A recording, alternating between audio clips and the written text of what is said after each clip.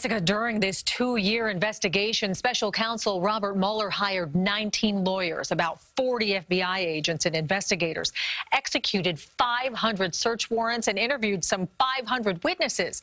And in the end, President Trump is declaring the report a victory. There was no collusion with Russia, the most ridiculous thing I've ever heard. Special counsel Robert Mueller's investigation did not find that the Trump campaign or anyone associated with it conspired or coordinated with Russia in its efforts to influence the 2016 U.S. presidential election. There was no collusion with Russia. There was no obstruction and none whatsoever. And it was a complete and total exoneration. While the investigation does clear the president from allegations of collusion with Russia, that is not the case with the obstruction of justice allegations.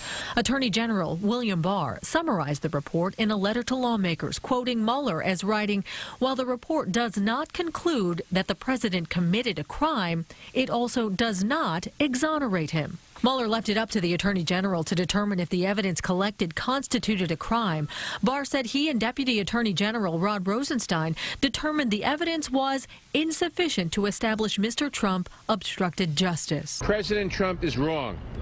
This report does not amount to a so-called total exoneration. Representative Jerry Nadler, chairman of the House Judiciary Committee, is calling for the full report to be released to Congress. Congress must step in to get the truth and provide full transparency to the American people. House Speaker Nancy Pelosi and Senate Minority Leader Chuck Schumer released a joint statement that said Barr's letter raises as many questions as it answers. Mueller's team brought charges against 34 individuals, including former Trump campaign chair Paul Manafort and former National Security Advisor Michael Flynn. So far, 7 guilty pleas and 1 conviction, but no one was accused of colluding with the Kremlin to influence the election. This was an illegal takedown that failed. Former federal prosecutor Keir Dougal says the investigation was clearly called for. There's a great deal of lead up to this investigation. We had Mr. Trump say on the campaign trail,